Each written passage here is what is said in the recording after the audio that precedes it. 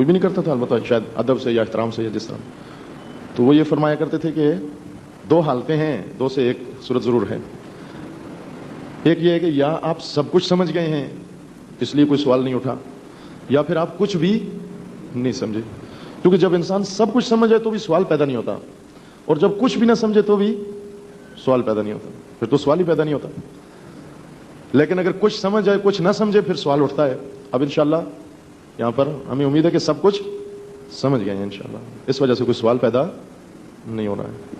اگر صاحب آپ نے مطلب یہ بتایا کہ انسان کے اندر دو قوتیں ہیں، ایک جاذبہ ہے اور ایک دافعہ، لیکن کیا انسان فطرت سے ٹکرا سکتا ہے؟ مثلا نیند ہے تو اس کو انسان اپنی اس قوت سے دفع کر سکتا ہے؟ جیسے امام خمینی اپنی کتاب آداب نماز میں فرماتے ہیں کہ اگر انسان کی کوشش کرے کہ مثلا سورج کو بہت دیر تک دیکھتا رہے. ایک شخص ہے دنیا میں دیکھتے ہیں کہ مختلف قسم کے کرتب دکھاتے ہیں، سورج کو بہت دیر تک دیکھ لیتے ہیں، روشنی کو بہت دیر تک دیکھتے ہیں، جبکہ ایک عام آدمی جو ہے وہ نہیں دیکھتا، یعنی ایک فطرت سے ٹکرا رہا ہے. تو کیا ان دونوں قوتیں سے انسان اپنی نیند کو ختم کر سکتا ہے، یا دوسری جو چیزیں ہیں جو فطرتی ہیں ان سے ان چیزوں کو ختم کر سکتا ہے، قوت جاذبہ اور قوت دافعہ سے؟ نہیں آیا سوال. کیا ہوا سوال یہ کہ انسان اپنی ان دونوں قوتیں سے فطرت سے ٹکرا سکتا ہے کیا، جو فطرتی چیزیں ہیں مثلا نیند؟ انسان اپنی فطری چیزوں کو فطرت سے دور کر سکتا ہے، یعنی یہ پوچھ رہے ہیں آپ؟ اپنی ان دونوں قوتوں سے فطرت سے ٹکرا سکتا ہے. مثلا جیسے نیند ہے وہ ایک فطرتی عمل ہے، تو اپنی قوت دافعہ سے اس نیند کو دور کر سکتا ہے وہ؟ نیند کو بھلے پہلے تو ہمیں فطرت اور طبیعت میں فرق معلوم ہونا چاہیے. انسان کے اندر دو چیزیں ہیں، ایک فطرت اور ایک طبیعت ہے. فطرت الگ چیز ہے اور طبیعت الگ چیز ہے. طبیعت وہی ہے جو جس کا ہم خیال رکھتے ہیں، بہت پوچھتے بھی ہیں طبیعت کیسی ہے، مزاج کیسا ہے. چونکہ ہمارے وجود کے دو حصے ہیں، دو بود ہیں، دو پہلو ہیں، ایک بدن ہے اور روح. البتہ کیا رابطہ ہے بدن کا اور روح کا ایک الگ بات ہے، اور یہ قاعدہ ہے، ضابطہ ہے. ہم یہاں بغیر ضابطے کی گفتگو کر رہے ہیں یعنی، اور ایسے کام جو ہوتے ہیں وہ پھر جو ہی ہوتے ہیں، ان کا مسائل بھی اور فوائد بھی. یہ ایک ضابطہ ذہن میں رکھ لیں کہ کوئی چیز بھی جو انسان سے مربوط ہو، جب تک انسان سمجھ میں نہیں آئے گا ہمیں وہ شے سمجھ میں نہیں آ سکتی. اور دین چونکہ انسان کے لیے ہے، دین تو ملائکہ کا نہیں ہے، شجر و حجر کے لیے نہیں ہے، دین انسان کے لیے. آئین انسان ہے، بنایا خدا نے ہے لیکن بنایا انسان کے لیے ہے، انسانی ضرورتوں کا جواب ہے. تو جب تک ہم انسان کو نہیں سمجھ پاتے اس وقت تک ہمیں دین، حقیقت دین سمجھ میں نہیں آ سکتی. پہلا قدم انسان، من عرف نفسہ فقد عرف ربہ، جس نے اپنے آپ کو پہچانا، انسان کو پہچانا، اس نے دین بھی پہچانا اور رب بھی اور ربوبیت کو بھی اس نے پہچانا. ابھی ہم یہ سارے کہتے ہیں فرضی گفتگو کر رہے ہیں. فرض کریں کہ ہم نے انسان کو پہچان لیا، اس فرضی پہچان میں ہم نے یہ پہچانا کہ انسان کے اندر دو چیزیں ہیں، ایک ہے بدن اور ایک ہے روح. اب بدن اور روح کا رابطہ کیا ہے؟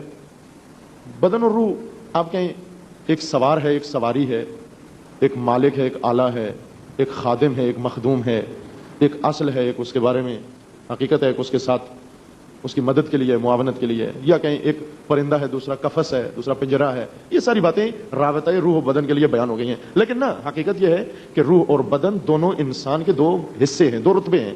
ایک رتبہ آپ کے وجود کا بدن اور ایک رتبہ آپ کے وجود کا روح ہے. اور حقیقت میں آپ روح ہیں، آپ بدن نہیں ہیں، باڈی نہیں ہے آپ.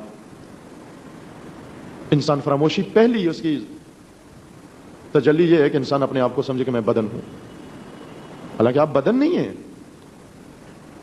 اور دلیل بھی ہے اس کے بارے میں، موجود ہے دلیل آپ کے پاس. مثلا میں ابھی آپ سے سوال کرتا ہوں، آپ خود تصدیق کریں گے کہ بدن نہیں ہے، ہم بدن نہیں ہیں. آپ استعمال کرتے ہیں کلمہ دو کہ میں اور میرا، شاید پہلے بھی یہاں بیان ہوا، کسی اور جگہ پر بیان کیا ہوگا. یہ مطلب میں اور میرا، آپ کا لباس ہے، آپ کا جوتا ہے، آپ کا پین ہے، آپ کا گاڑی ہے، آپ کا گھر ہے. ان ساری چیزوں کو آپ کیا کہتے ہیں؟ میں کہتے ہیں یا میرا کہتے ہیں نا ان کو. میرا جہاں بھی کہا جائے اس کا مطلب یہ ہوتا ہے کہ دو چیزیں ہیں، ایک مالک اور ایک اس کی ملکیت میں کوئی چیز ہے، لہذا مالک کہتا ہے یہ میرا. مثلا میں یہ کہوں کہ یہ گلاس میرا ہے، اس کو بھی میں نہیں کہہ سکتا. میرا ہے کا مطلب یعنی دو ہیں، میں اور میری ملکیت میں، میرے اختیار میں آئی ہوئی ہے شے. میرا جہاں بھی ہوگا وہاں ایک مالک ہے بنام میں، اور ایک اس کے اختیار میں شے ہے. اب آپ بتائیں اپنا ہاتھ، میں اپنا ہاتھ سامنے کرتا ہوں، یہ ہاتھ میں ہوں یا میرا ہے؟ کیا کہتے ہیں اس ہاتھ کے بارے میں آپ؟ میرا کہتے ہیں نا. آج تک کسی نے کہا ہے یہ میں ہوں؟ کہتے ہیں یہ میرا ہاتھ ہے. اور یہ دوسرا ہاتھ یہ میں ہوں، یہ بھی میرا ہے. یہ کیوں میں امامہ، یہ میں ہوں؟ نہیں بھائی یہ میرا ہے. اور یہ سر، یہ میں ہوں یا میرا ہے؟ یہ بھی میرا ہے. ماما میرا ہے, یعنی ایک میں ہوں اور ایک میں کے اختیار میں یہ چیز ہے. اسی طرح ایک ہاتھ ہے اور ہاتھ میں کے اختیار میں ہے, بس ہاتھ بھی میرا ہے. اب آپ تمام بدن کے بارے میں کہیں, گردن میری ہے, سینہ میرا ہے, پاؤں میرا ہے, لات میری ہے. اب پورا بدن ہاتھ پھیر کے کہیں یہ پورا جسم کیا ہے, یہ میرا ہے. بس اس کا مطلب ہے کہ ایک میں ہے اور میں کے اختیار میں یہ جسہ ہے. بس وہ میں کون ہے جس کے اختیار میں یہ ہے؟ یہ لباس بھی میرا ہے, یہ بدن بھی میرا ہے. یہ لباس اور بدن دونوں کس کے ہیں؟ وہ میں ہوں, وہ آپ ہیں. وہ میں جب تک اس میں کا آپ کو سراغ نہیں مل جاتا, اس وقت تک آپ کچھ کہنے کے قابل نہیں ہیں انسان کے بارے میں. جو کچھ کہیں گے الٹا کہیں گے. آپ مثلا کہیں جی کہ انسان کے بٹن ہوتے ہیں, وہ غلط کہا ہے. انسان کے بٹن نہیں ہوتے, انسان کے لباس میں بٹن ہوتے ہیں, نہ انسان کے بٹن ہوتے ہیں. ورنہ اب ایک سیمینار ہو انسان کے بٹن پر مثلا, وہ لوگ ہنسیں گے ہم پر کہ یہ کیسے آدمی ہے, ان کو اتنا نہیں پتا کہ بٹن انسان کے نہیں ہوتے بلکہ اس کے لباس کے ہوتے ہیں. اسی طرح ہمارا ایک بدن ہے اور ایک میں خود ہوں, مالک بدن, صاحب بدن, حقیقت انا, جس کو بھول کر ہم ہی کبھی کہہ دیتے ہیں یہ میں ہوں. مثلا میں اٹھوں یہاں پر آپ کے سر پر ہاتھ لگا کہ یہ میں ہوں, آپ ہنسیں گے, لیکن یہ کام میں آپ کے سامنے کر رہا ہوں. میں بدن کو کہتا ہوں یہ میں ہوں, آپ نہیں ہنستے. اس لیے نہیں ہنستے کہ آپ خود بھی ایسے ہی ہیں, خود بھی بدن کو سمجھتے ہیں کہ یہ میں ہوں. یعنی سب نے دوسرے کے سر پہ ہاتھ رکھا ہوا ہے اور خیال کر رہے ہیں کہ یہ میں ہوں. کسی کو اپنا پتہ نہیں ہے, سب خود فراموش. اور جب سب خود فراموش ہو وہاں کسی کو کسی پر ہنسی نہیں آتی. لہذا یہ فرضی معلومات سمجھ لیں کہ طے یہ ہوا کہ ہم روح ہیں, ہم نفس ہیں, اور یہ بدن اس نفس کے اختیار میں ہے. اب بدن کے کچھ تقاضے ہیں اور روح کے کچھ تقاضے ہیں. بدن کے تقاضوں کو طبیعت کہتے ہیں, روح کے تقاضوں کو فطرت کہتے ہیں. بدنی تقاضے, جسمانی تقاضے یہ طبیعتیں ہیں ہماری, اور روح کے تقاضے ہماری فطرت ہیں. آپ دیکھیں کتنی چیزیں یہیں سے ہو گئی نا تقسیم. کتنی چیزوں کو آج تک فطری سمجھتے تھے, اب پتہ چلا کہ وہ فطری نہیں ہے بلکہ طبیعی ہیں. نیند, آغا صاحب نے نیند کے بارے میں سوال کیا. آیا نیند فطرت کا حصہ ہے یا طبیعت کا حصہ ہے؟ روح کو نیند آتی ہے یا بدن کو؟ جب آپ سو رہے ہوتے ہیں خواب دیکھتے ہیں یا نہیں دیکھتے؟ وہ خواب کون دیکھ رہا ہوتا ہے؟ آپ کی جگہ کوئی اور لے آپ کے نیچے بیٹھا ہوا ساری فلم دیکھ رہا ہوتا ہے, یا آپ خود دیکھ رہے ہوتے ہیں؟ آپ خود دیکھ رہے ہیں نا, اور ظاہر سی بات ہے آپ کی آنکھ تو بند ہوتی ہے, پھر آپ کیسے دیکھ رہے ہیں؟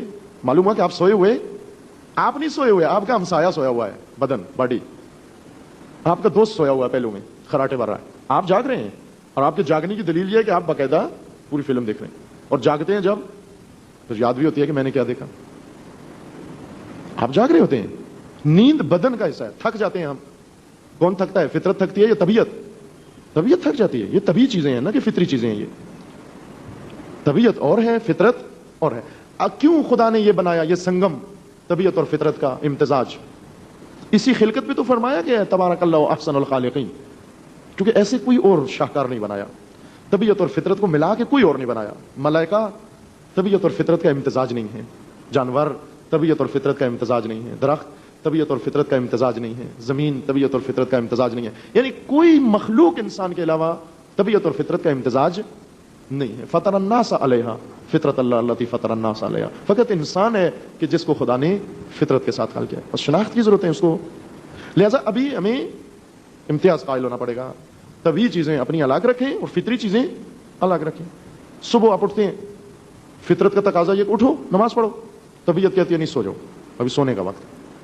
اب فطرت زدہ, مغلوب فطرت اور مغلوب طبیعت, دونوں کا فرق یہیں واضح ہو جاتا ہے, روشن ہو جاتا ہے. آپ بچپن میں ہمیں اسکول بھیجتے ہیں والدین, فطرت ہماری کہتی ہے علم حاصل کرو, طبیعت کہتی ہے نہیں, علم حاصل کر کے کیا کرنا ہے, ادھر بیٹھ کے کوئی اور کام کرو. بس پہلے فطرت و طبیعت کو روشن کر کے پھر یہ دیکھیں آیا فطری تقاضے دور ہو سکتے ہیں ہم؟ نہ, فطری تقاضوں کو فطرت سے ہٹا نہیں سکتے, لیکن خود فطرت کو دبا سکتے ہیں. فطرت مغلوب ہو سکتی ہے.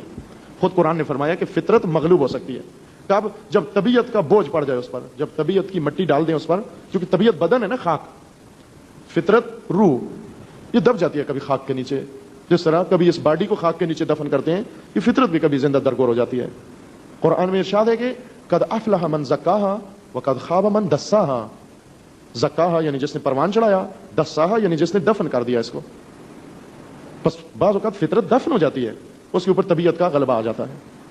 اس وقت کبھی فطری تقاضے بھی مرے ہوئے ہوتے ہیں. علم کی خواہش نہیں ہوتی, معرفت کی خواہش نہیں ہوتی, کمال کی خواہش نہیں ہوتی, فضیلتوں کی خواہش نہیں ہوتی, بالکل ایک بجھا ہوا آدمی. طبیعت بھرپور ہوتی ہے اس میں, بھوک بھی لگتی ہے اس کو, پیاس بھی لگتی ہے اس کو, مقام بھی چاہیے, شہرت بھی چاہیے, سب کچھ چاہیے اس کو. یہ کیا چیزیں ہو جاتی ہیں پھر؟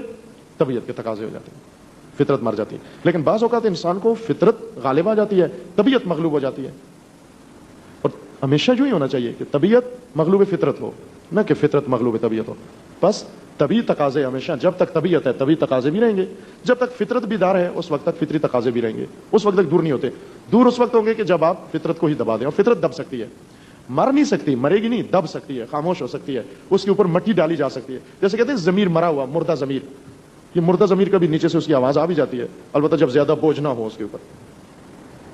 ایک آدمی خدا نہ خواستہ حادثہ ہو, اگر ایک 20 منزلہ عمارت اس کے اوپر گر جائے, ملبہ نیچے بے شک زندہ ہے, چلا رہا ہے, لیکن کہاں ہمارے کانوں میں کہاں آواز آئے گی, اتنا اوپر ملبہ پڑا ہوا ہے, 20 منزلہ. اب ایک آدمی نے 20 سال گزارے, 30 سال گزارے, 40 سال گزارے, 40 سالہ منزل وہ بلڈنگ جو ہے وہ طبیعت کی, وہ گری فطرت کے اوپر. اس 40 منزلہ 50 منزلہ عمارت کے نیچے فطرت چیخ رہی ہے, کس کے کان میں آواز پڑے؟ اتنے اس کو ملبہ ہٹاؤ, پھر دیکھو شاید سنائی دے جائے کچھ. لہذا نہ ہمیں کوئی میثاق یاد ہے, وہ میثاق جو اللہ کے ساتھ کیا تھا, الستو بربکم, سب نے کہا بلا, یاد نہیں ہے ہمیں. وہ کہاں سے یاد ہو؟ 25 منزلہ عمارت کے ملبے کے نیچے دبی ہوئی فطرت کو کیا یاد ہو؟ اس کی آواز اس کے کان میں کسی کی نہیں پڑتی. نہ کوئی میثاق یاد ہے, نہ کوئی وعدہ یاد ہے, نہ کوئی عہد یاد ہے, نہ کوئی ذمہ داری یاد ہے, نہ اپنے راستے پر ہے, نہ اپنا مقصد یاد ہے, نہ اپنا ڈنگ یاد ہے, نہ اپنا طور طریقہ یاد ہے. یہ فطرت مر جاتی ہے, بھول جاتی ہے. یعنی مرنے کے معنی یعنی دب جاتی ہے.